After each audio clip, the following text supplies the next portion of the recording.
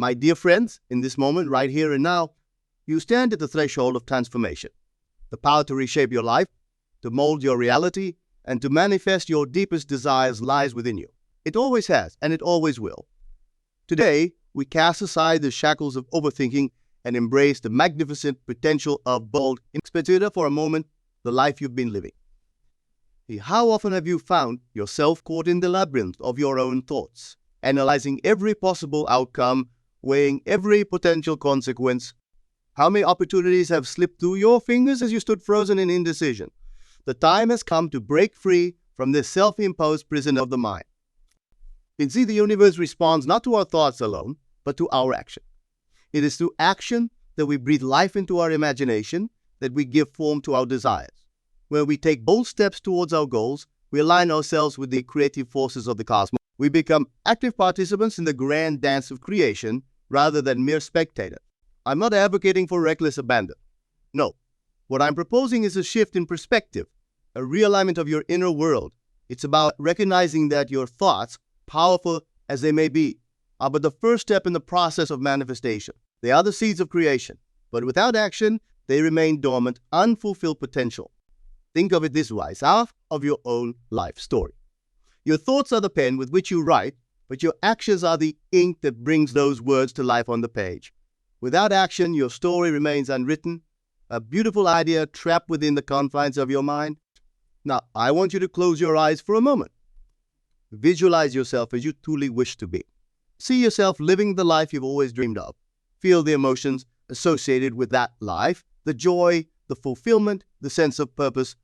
This is not mere fantasy. This is the blueprint of your future self. But here's the crucial part. Don't just see it. Don't just feel it. Become it. In this very moment, make the decision to step into that version of yourself. Because, my friends, that future self is not some distant, unattainable ideal. It is you right now, waiting to be acknowledged and embraced. The power of this approach lies in its simplicity. You don't need to know every step of the journey. You don't need to have all the answers. All you need is the unwavering belief in your desired end, coupled with the courage to take that first step. Remember, the universe doesn't respond to your fears, your doubts, or your hesitations. It responds to your convictions, your certainty, and your action. When you align your inner state with your desired reality and back it up with bold action, you set in motion a series of events that will inevitably lead you to your goal. Now, I can almost hear the whispers of doubt in your mind. But Neville, you might say, what if I fail? What if things don't work out as I hoped? To this I say, there is no failure, only feedback. Every action you take, regardless of its immediate outcome, is a step forward. It's an opportunity to learn, to grow, to refine your approach. Consider the great innovators and visionaries throughout history. Did they achieve their goals by sitting idly, lost in endless contemplation? No, they dared to act, to experiment, to push boundaries. They understood that the path to success is paved with bold actions, not cautious hesitations. To take Thomas Edison, for instance. By his quest to invent the light bulb, he made thousands of unsuccessful attempts. But did he view these as failures? Absolutely not. Each attempt brought him closer to his goal, provided valuable insights, and strengthened his resolve. He famously said, "I have not failed. I just found 10,000 ways that won't work." This, my friends, is the mindset we must cultivate. Every action, every attempt, every so-called failure is a stepping stone on the path to success. It's not about getting it right the first time. It's about persisting until you achieve your desired. But let's dig deeper into this concept of overthinking.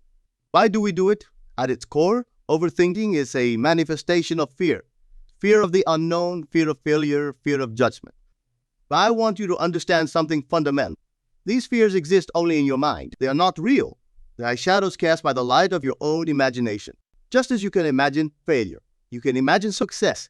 Just as you can envision obstacles, you can envision opportunities. The choice is yours. And make no mistake, it is a choice. Every moment of every day, you're choosing what to focus on, what to believe, and how to act. So why not choose empowering thoughts? Why not choose beliefs that serve you? Why not take actions that align with your deepest desires? The power is yours, always has been, always will be. Now let's talk about the concept of the imaginal act. This is a cornerstone of the philosophy I've been sharing with the world for decades. The imaginal act is the practice of vividly imagining your desired end state as if it were already a reality. It's about feeling the emotions, experiencing the sensations, and fully immersing yourself in the reality you wish to create. People imaginal act. They visualize their desired outcome with crystal clarity. But then they stop.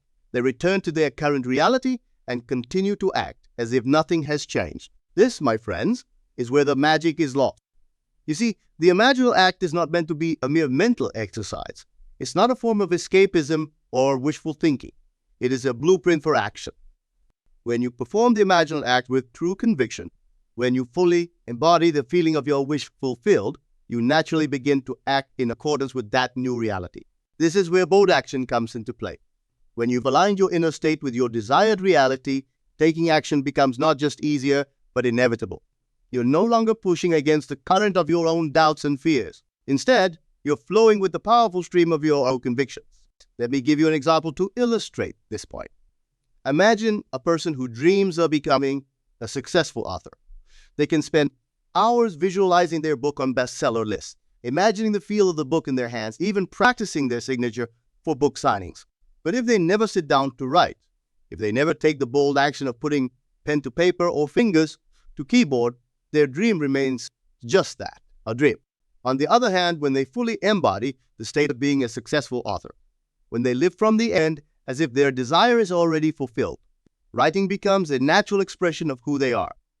They don't agonize over every word. They don't overthink every plot point. They simply write confident in the knowledge that they are already the successful author they desire to be. This is the power of combining the imaginal act with bold action. It's about living from the end, acting as if your desire is already fulfilled and allowing your actions to flow naturally from that state of being. Now, I want to address a common misconception. Some people believe that this philosophy advocates for a passive approach to life, that if we simply imagine our desires, they will magically manifest without any effort on our part. Nothing could be further from the truth. The law of assumption, which is at the heart of this teaching, is not about passivity. It's about aligning your inner state with your desired reality and then allowing that alignment to guide your actions. It's about removing the internal resistance that often holds us back from taking bold steps towards our goals. Think of it this way. When you fully assume the state of your wish fulfilled, when you truly believe in the reality of your desire, taking action towards that desire becomes as natural as breathing. You're not forcing yourself to act. You're simply expressing your new state of being through your action. This is why overthinking can be so detrimental. When we overthink, we create a gap between our desired state and our current reality. We focus on all the reasons why our desire might not manifest, all the potential obstacles in our path. In doing so, we actually reinforce our current state rather than embodying our desired state. Bold action, on the other hand, bridges that gap. It's a declaration to yourself and to the universe that you are committed to your desire, that you are willing to step into the unknown, to face your fears, to do whatever it takes to manifest your dream. But let's be clear, bold action doesn't mean reckless action. It doesn't mean jumping off a cliff and hoping you'll grow wings on the way down. Bold action is inspired action. It's action that flows naturally from your assumed state, guided by your intuition and inner wisdom. This is where the practice of stillness comes in. In the midst of taking bold action, it's crucial to cultivate moments of quiet reflection. These moments of stillness allow you to reconnect with your inner self, to realign with your desired state, and to receive inspiration for your next. In stillness, you can hear the whispers of your intuition. You can feel the gentle nudges guiding you toward your next bold action. This is the dance of manifestation, periods of intense action balanced with periods of quiet reflection. Now let's address another common obstacle, the opinion of others. How often have you held back from taking bold action because of what others might think? How many dreams have been left unfulfilled because of the fear of judgment or criticism? Now, friends, I want you to understand something fundamental. The opinions of others have no power over you unless you give them that power. Their judgments, their criticisms, their doubts, these are all reflections of their own inner state, their own limitations. They have nothing to do with you or your potential. Remember, everyone is you pushed out. The world is a mirror reflecting back to you your own inner state. When you encounter resistance or criticism from others, see it as an opportunity to examine your own belief. Are you still harboring doubts about your ability to achieve your desires? Are you still giving power to the opinions of others? The solution is simple, though not always easy. Persist in your assumption. Continue to live from the end to embody the state of your wish fulfilled. As you do this, you'll find that the opinions of others begin to shift. The world on you will rearrange itself to match your inner state. This is not about ignoring reality or living in denial. It's about understanding the true nature of reality. Your external world is a reflection of your inner world. By changing your inner state, by assuming the feeling of your wish fulfilled, you inevitably change your external reality. But here's the key. You must persist.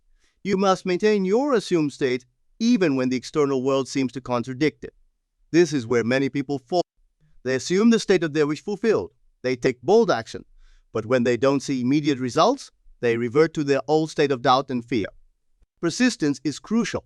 Remember, there is often a time lag between the inner change and its outer manifestation. The seed must be planted and nurtured before the flower can bloom. Your job is to maintain the state of your wish fulfilled, to continue taking inspired action, and to trust in the perfect unfoldment of your desire. Now, let's talk about the role of gratitude in this process. Gratitude is not just a feel-good practice. It's a powerful tool for manifestation. When you express gratitude for what you have, you align yourself with the frequency of abundance. You shift your focus from what's lacking to what's present, from scarcity to plenty. But here's where many people misunderstand the practice of gratitude. It's not just about being thankful for what you currently have in your physical reality. It's about being grateful for your desire as if it's already fulfilled. When you express gratitude for your desire as if it's already a reality, you reinforce your assumed state. You strengthen your belief in the inevitability of your manifestation. This, in turn, inspires more bold action, creating a powerful cycle of manifestation. So, how do you cultivate this state of gratitude? It starts with awareness. Begin to notice all the blessings in your life, no matter how small. The air you breathe, the food you eat, the roof over your head, these are all miracles worthy of gratitude. As you practice this awareness, you'll find that your life is filled with more abundance than you previously realized. Then, extend this gratitude to include your desires. Give thanks for your dream job as if you're already working there. Express gratitude for your ideal relationship as if you're already in it. Be thankful for your financial abundance as if your bank account is already over. Practice of gratitude serves two purposes. First, it aligns you with the frequency of abundance, attracting more things to be grateful for into your life. Second, it reinforces your assumed state, making it easier to maintain even in the face of apparent contradictions in your external reality. That I don't know exactly what I want. This is where many people get stuck in overthinking. They believe they need to have every detail of their desire figured out before they can start manifesting. The truth is, you don't need to know all the details. You only need to know the essence of what you want. Do you want to feel fulfilled in your work? Do you want to experience love and connection in your relationships? Do you want to feel abundance and security in your finances? Start with these essential feelings. Assume the state of someone who is fulfilled, loved, abundant. From this state, take inspired action. As you do, the details will begin to fill themselves in. The specific job, the perfect partner, the exact amount in your bank account. These will reveal themselves as you continue to live from your assumed state. This approach allows for flexibility and opens you up to possibilities you might not have considered. Often, the universe has something even better in store for you than what you could have imagined with your limited perspective. Remember, the goal is not to control every aspect of your manifestation. The goal is to align yourself with the essence of your desire and allow the infinite intelligence of the universe to bring it about in the best possible way. Now, let's talk about the concept of revision. This is a powerful technique that can help you overcome the tendency to overthink and instead take bold action.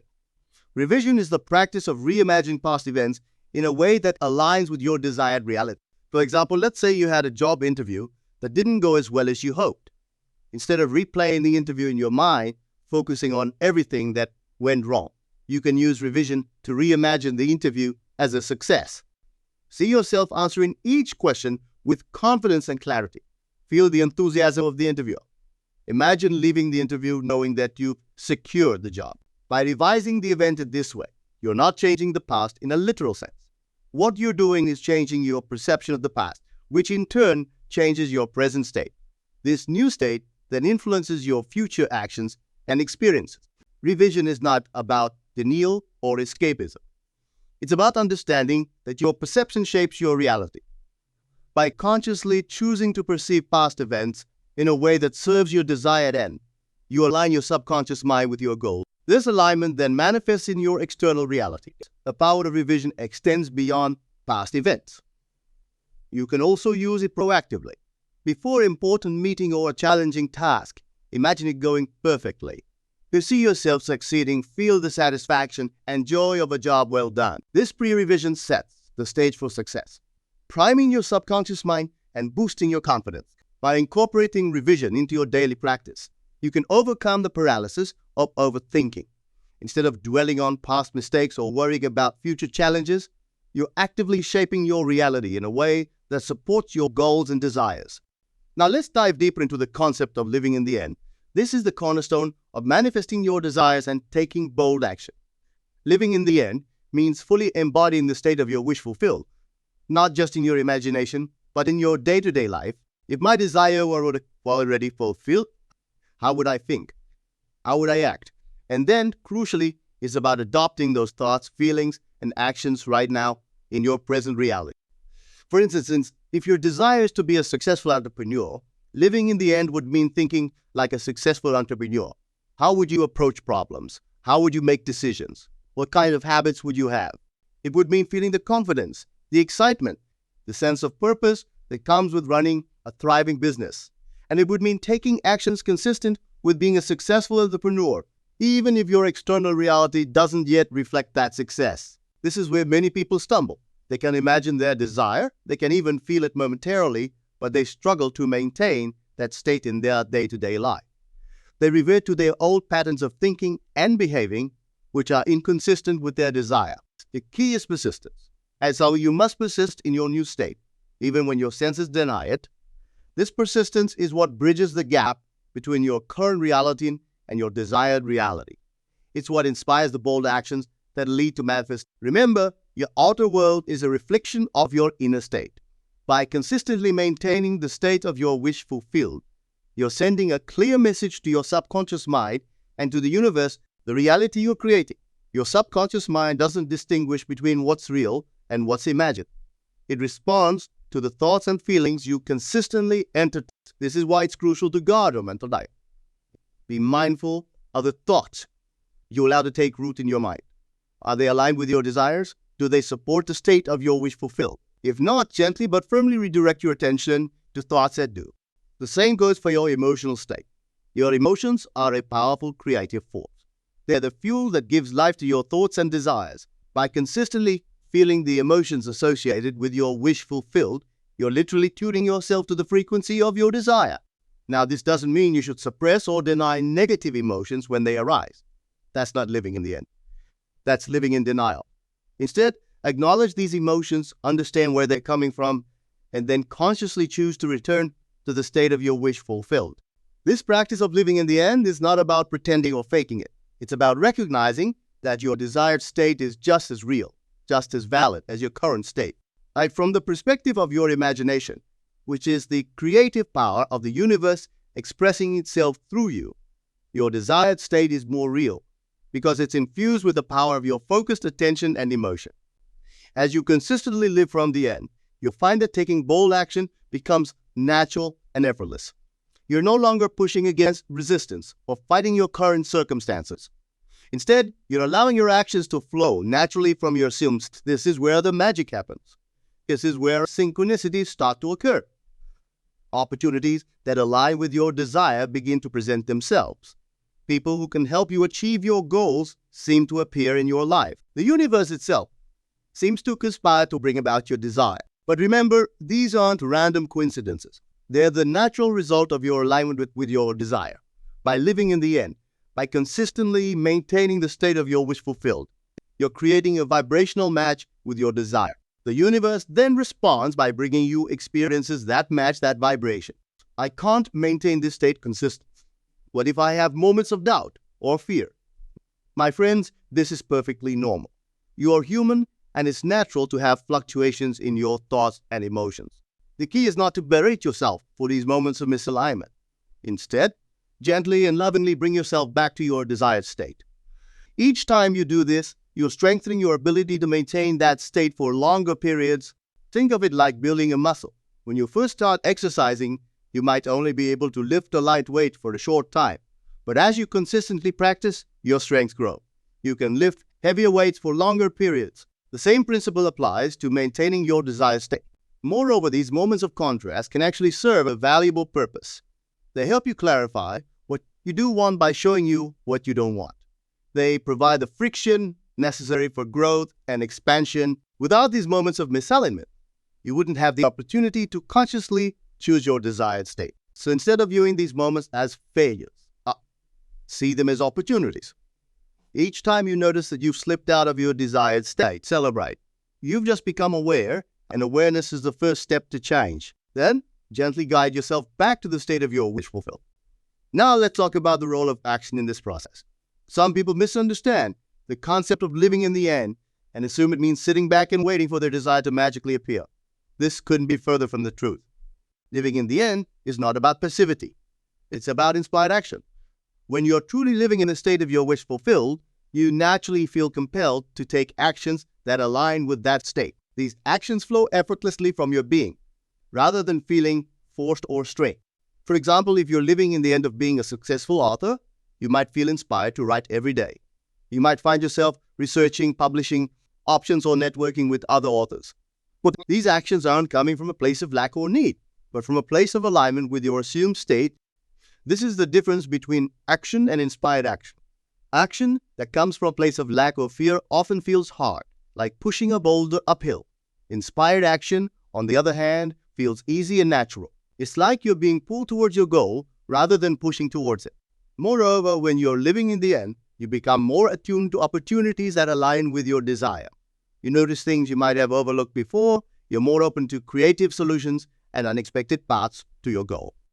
This is because you've shifted your focus from the how to the what.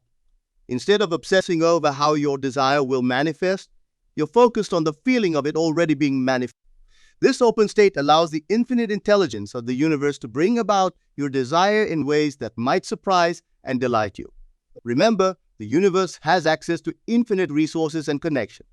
It can orchestrate events and bring people together in ways that your limited human perspective couldn't even imagine. By living in the end and taking inspired action, you're allowing this infinite intelligence to work on your behalf. Now let's hit another common stumbling block: the need for instant results. In our fast-paced world, we've become accustomed to immediate gratification. We want our desires to manifest instantly, and when they don't, we often become discouraged. But manifestation doesn't always work on our human timeline.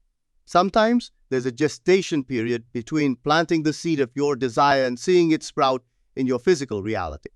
This period isn't a sign of failure. It's a necessary part of the process. During this time, unseen forces are at work.